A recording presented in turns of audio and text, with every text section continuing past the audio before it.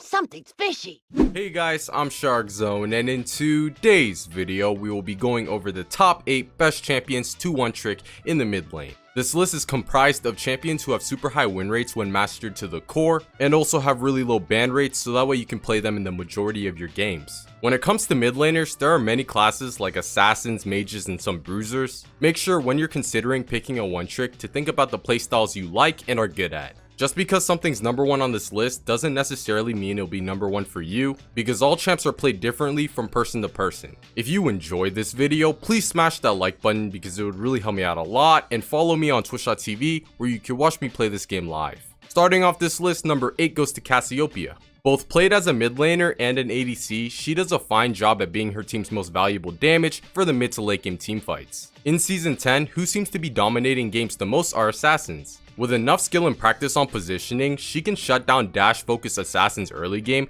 and gain control of the laning phase. She takes a tremendous amount of time to learn, and the main thing that's the most difficult being her positioning. You can't stand in place on this champ, and your damage once you land your Q is mind-blowing. It's not like you're known for your roams or impact early game, but you're known for your insane scaling with damage as you build more items. The way a successful Cassiopeia lane is played is really reliant on landing your Q. If you somehow miss your Q in lane, that's pretty much a lost trade since that's your main skill shot that must be landed even if you're fed.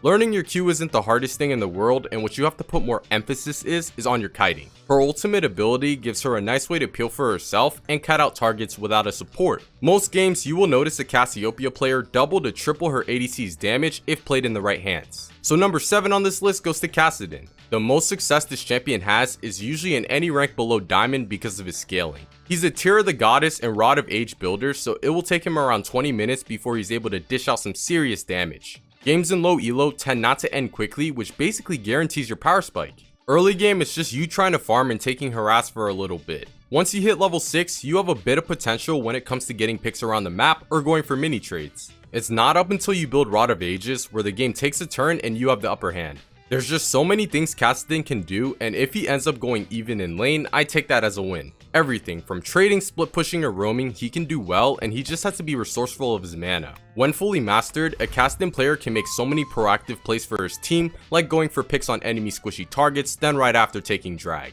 If you're able to somehow build 3 or 4 items, I'm not kidding when I say you have 1v3 potential. He also gets pretty tanky because of his natural items of getting Rod of Ages, Archangel Staff, and Zhonya's. That means in teamfights, if he waits a little bit for the enemies to use their CC abilities, he can clean up fights really easily just like a Master Yi. The overall dual potential this champ holds is something not to laugh at when you see him compete versus champions like Irelia mid-game if he has enough items. When it really comes down to it, what needs to be learned is how to farm efficiently and scale, then look for opportunities to start a snowball lead. Now number 5 on this list was a debate between Fizz and Diana, and I personally believe that Fizz deserves a spot on this list. Maybe because I'm a Fizz main, I'm a little bit biased, but there's so much opportunity to control the early to mid game and give your opponent very little time to breathe.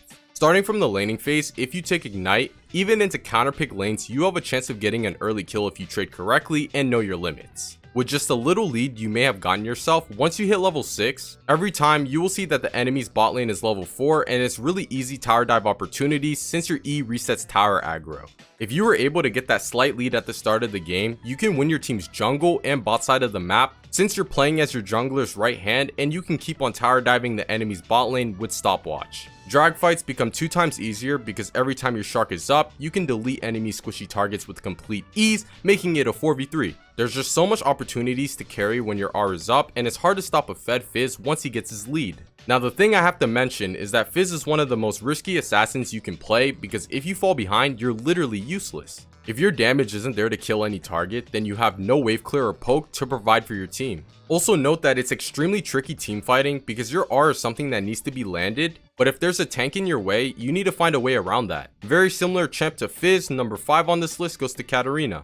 A champ that is usually only played by one tricks anyways, has extreme amounts of snowball potential. Level 3, if you're playing off your daggers correctly, people underestimate the damage Katarina can output, which leads into some cheesy first bloods. Your first 50 games will be the most rough as you adapt to learning a mechanically difficult champ and understanding your power spikes. Once she's able to get a lead, then she just loves to roam. Katarina thrives in disoriented fights where enemies are near one another. Sure, CC does counter Cat, which is why she needs to know correct timings on when to go in, but when she does go in at the correct timing, she will proceed to reset all over your team. Once she gets a kill, that results into 3 or 4 since her passive reduces her cooldowns. If Cat ends up getting that 3 kill lead early game, she's about to put your team through a world of trouble. Most of the time, you will get heavily pressured in the laning phase and pushed out of lane. Bouncing back is difficult to learn how to do because it doesn't come as easy to where you reach your power spike like other assassins. For example, once Fizz gets R, he can do an aggressive play in lane or roam. Sure, once Cat reaches level 6, she can do something with that, but it can get cancelled once CC'd.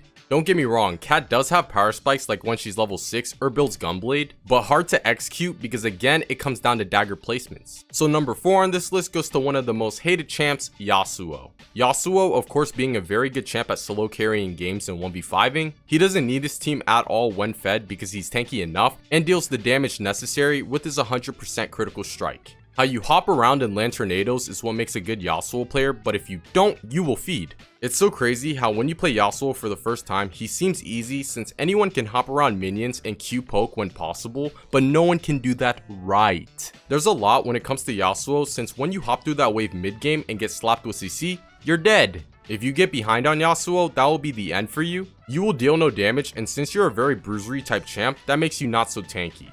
Winning medium difficulty lane matchups will take a lot of time and practice, plus they will usually have the upper hand since their champions are less mechanically difficult to execute than yours. Let's say you've missed your tornado in a mid-game teamfight, then boom, you're now missing on half of the damage you could have dealt in that teamfight along with your team. Playing around your shield in the laning phase is another key element of Yasuo, and if not learned fully, you will fail. So number 3 on this list goes to Twisted Fate. This semi-meta champion right here has one of the lowest pick and ban rates in game. You literally could pick him every game into every single lane matchup because you usually aren't winning the lane through kills, but pressure you provide for your team with your global ultimates. Early game pre-6, you're nothing but a weak champ who needs to have really good wave management. After level 6 is where everything changes because he's one of the handful of champions who has an insta-roam ability on a 150-second cooldown. People underestimate the power of roaming with the stun. After your team is able to get 1 pick early game, that equals 1 free drag, which will put your team well off in the mid game. This champ right here scales with items, and once you're able to pick up Rod, then you're able to start clapping back with trades. Whether you want to set up ganks for your junglers since you have gold card, or just want to shove and roam, there's always a way to extend your lead.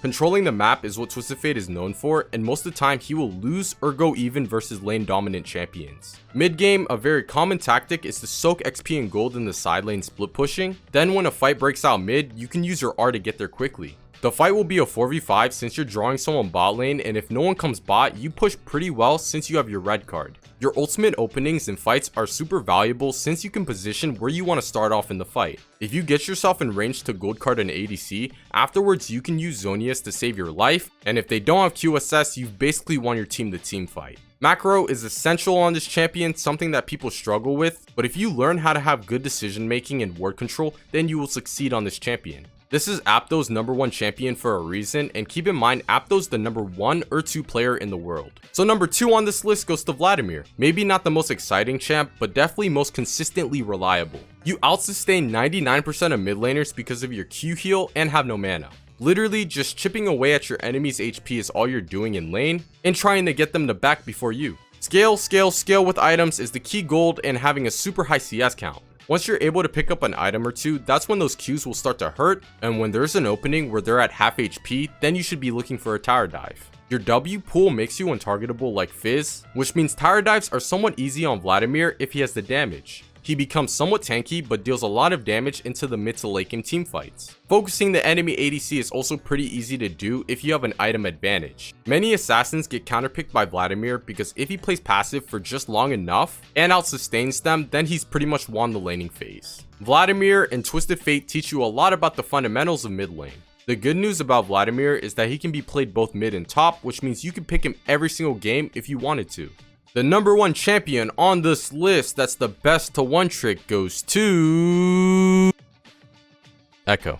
Now Ekko is a champion with one of the most consistent carry potential, and I'll admit he's kinda meta right now. Most of the time he isn't banned, but there's a possibility that he will get picked away from you. Echo goes into pretty much every team comp and doesn't have many major counter picks. He's one of the only assassins who has good wave clear and killer burst damage after he picks up Proto Belt. There's cheese potential if you learn how to get sneaky engages off with your W, and his roams aren't that bad. Just note that the normal approach to playing Echo is trying to back with 750 gold to get Dark Seal and Duran Ring. There is definitely kill pressure pre-6 or before your first back if you take Ignite, but most of your power comes after your first back.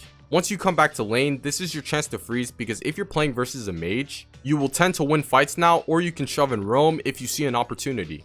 Echo's true form is in the mid game after he has 3 items. His team fighting is super deadly, giving an assassin a way to stun the enemy's backline and gain a shield. Your basic combo to proccing your passive does wonders in deleting squishy targets, and after you've done that, you could just rewind back. He's the only assassin that can consistently wave clear mid into whatever matchup, have a good CS score, and then team fight well. Anyways guys, I really hope you enjoyed that video, and if you did, please smash that like button because it would really help me out a lot. Comment exactly what you want to see next, and subscribe if you want to see more like this in the future. If you haven't, feel free to follow me on twitch.tv where you can watch me play this game live. I'm SharkZone here with another video, and I'm out. Peace!